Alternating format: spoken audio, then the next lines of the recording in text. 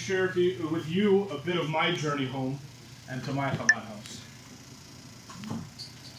I was a fairly average suburban Jewish American teenager, born in New York, and then at the age of 7, along with my family, we moved to a place called Marietta, Georgia, or as the locals like to call it, Marietta, Georgia.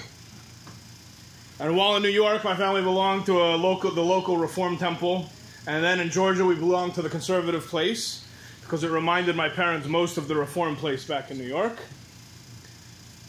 And, well, we went here, there, whatever it was. And then in 6th grade, my parents forced me to go to something called a convention.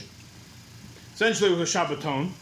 6th through 8th graders from all over the Southeast got together in it was Greensboro, North Carolina.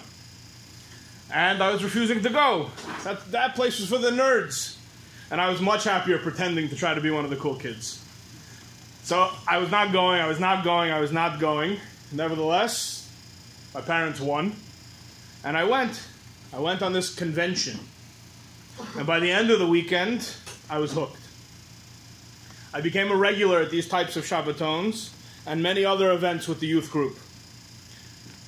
By the middle of high school, I was going away once, twice a month for these convention Shabbaton things.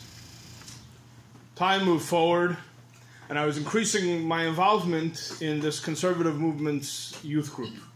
I went to Poland with them, I went to Israel with them, and I actually learned a tremendous amount, obviously within their framework, but I learned a lot. And I started adding, as I learned, a lot of different mitzvahs into my life. Shabbos morning services, elements of kashrus, learning, different things, slowly. And after a while, a friend of mine introduced me to another local Kiruv type rabbi, and we started learning together. Gemara, halacha, so on. Going to their house for Shabbos. And I found myself very connected to halacha in particular. Learning the nuance, all the pratim of living halachically, and the effect that it would have on my life. Concurrently, means at the same time, another friend invited me to join the Chabad house at Emory University for a Shabbos meal. I walked into a quaint little apartment, was greeted by the then brace-faced rabbi, and was made to feel incredibly comfortable. After a few weeks of Shabbos dinners, a genuine relationship was being formed. It probably didn't hurt that I was a local kid who was around when everybody else was on break. I had a pickup truck, and I was willing to schlep sukkahs and giant menorahs. The Shliach actually told me, every Shliach should have somebody that has a pickup truck. So I was that guy for a while. But it was a good trade. They got manual labor, and I got a lot more.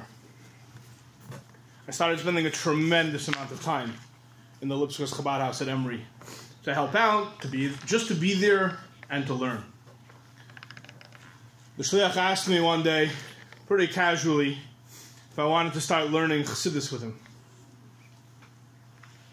Yeah, of course. So it began with a Tanya shir at the dining room table. The shir was mind-blowing to me.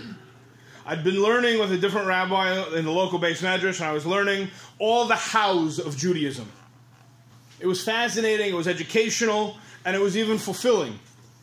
But this Tanya shir, the very first moments of that Tanya shir was the first time I was exposed to more than the how of Torah. And I was given a taste of the why. After the first shir, I knew I was at home. Not at home at a dining room table, but at home spiritually. Also, I wasn't a guy searching. I was very happy. I had a nice family. I had good friends. I didn't feel there was anything lacking in my life. So this feeling of home, it took me by surprise. But I felt that I was at home. And this Tanya shir was no joke. We learned inside, started with the Sharblat, and we moved forward. The rabbi would weave in and out of the text and give mashalim that I could wrap my mind around. He'd give examples from my own life and made me feel like I was sitting in a chavrusa without the Rebbe. Until this day, I feel an extra special connection with the Alter Rebbe because of those shiurim. home. A home has many elements. But first and foremost, it's a foundation. It's foundation. Can't have it without. You can have all the nice stuff. You can have the most beautiful home. Doesn't matter how nice and fancy it is if it's on a shaky foundation. Tanya and Chassidus of the Alter Rebbe is the foundational point of everything that is Chassidus Chabad. There's no sikha from the Rebbe, there's no mimer, there's no letter in the Igros that are not illuminated by the wisdom of Tanya. I could even argue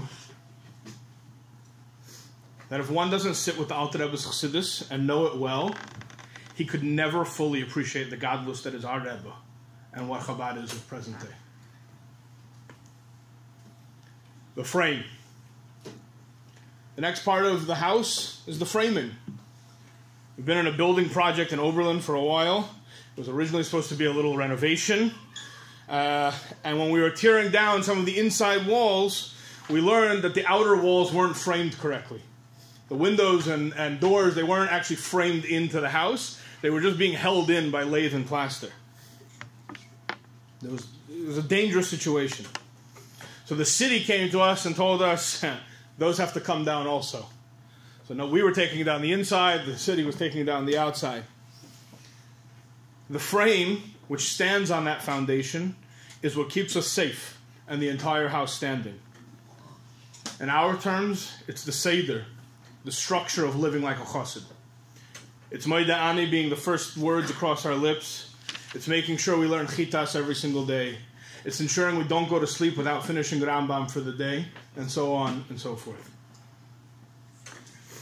After we have a solid frame, the home continues to be built. We add all the plumbing, the electrical, the sheetrock, everything else. That's what makes the house functional. These elements are our rabbonim, our mashpiyim. They're the conduits, they're the pipes, the wires in our life to make sure that every area remains well lit and everything is flowing properly. But a house is just a material. As they say, what makes a house a home is the people. The countless people that served as mentors, rabbis, and friends in my own life have illuminated my journey home. Many of them inspired my wife and I to take on the Rebbe Shlichus. I can guarantee you, Shlichus was never on my radar screen. As a young married man, even, I was involved with business. I was an entrepreneur, involved in several different areas. Thought I was going to be rich one day. Now we're rich in many, many other areas. I thought life was really great. My family was beginning to grow. I was running a business. And then we realized the opportunity that was set in front of us. After much internal debate, my wife and I chose to take some time, go back to Kehilla, steep a little bit more in Torah, and devote our lives to Jewish education. After 2 more years in Kehilla, we found ourselves in Oberlin, Ohio. Not because we ran out of gas on our way to Chicago, but to open a Chabad house at Oberlin College. I can assure you, living in rural Ohio at a college that I'd never heard of was not part of my original vision on how my life was going to turn out. But now we had the opportunity to create a home for so many others. Oberlin College takes great pride in its progressive values. The first college in America to admit both African Americans and women. It was founded as a Christian utopia. Now boasts a student body that is nearly 1/3 Jewish. Even with such a large Jewish population, though, the political and academic climate is such that even stating you're Jewish can be a taboo. Students could live together for 2 or 3 years and not even know that both of them are Jewish. We've had many occasions where roommates realize they're Jewish, they're both Jewish, sitting around the Shabbos table at Chabad. It never came up. In a place where BDS is rampant and anti-Semitism lurks below the surface a little bit, on top of the surface a little bit, and intermarriage is the unfortunate, obvious choice. It's fair to say that there is a sense of spiritual wandering and homelessness in Oberlin, Ohio. Enter Chabad and Chabad student group with the Rebbe's vision of unconditional Avos Yisrael, unabashed Jewish practice and Jewish pride. Brick by brick, Chabad is building a foundation for Jewish students to embrace their identities. We've used the values that I was taught and observed in the homes of the many others, the Shluchim and others, that we have experienced to create a physical and spiritual home for our own students.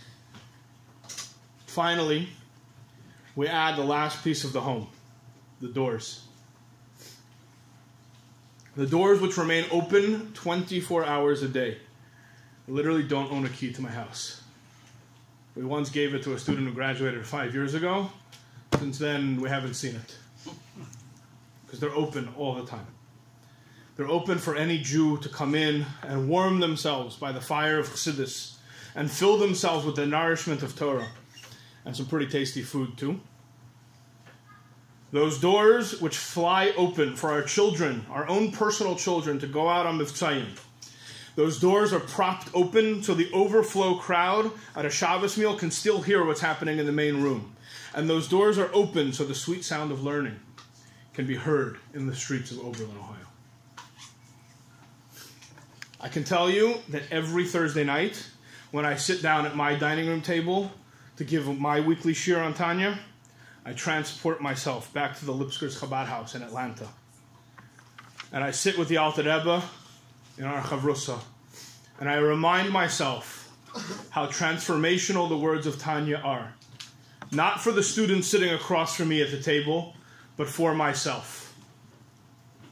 On this Yud Tes Kislev, a bracha for all of us is that the Geula that the Alter Rebbe, the Geula of the Alter Rebbe isn't a historical commemoration, and the teachings of Tanya are not some nice philosophy to study, but it's a personal Geula of ourselves, freedom from those things holding us back, from our own challenges, and from incorporating Chassidus, those things that are from holding us back, from incorporating Chassidus into every corner of our lives. And the words of the Alter Rebbe are real. They are alive. And every day when we crack open our Tanya, we are sitting in a chavrusa with the Alter Rebbe himself. V'jantiv.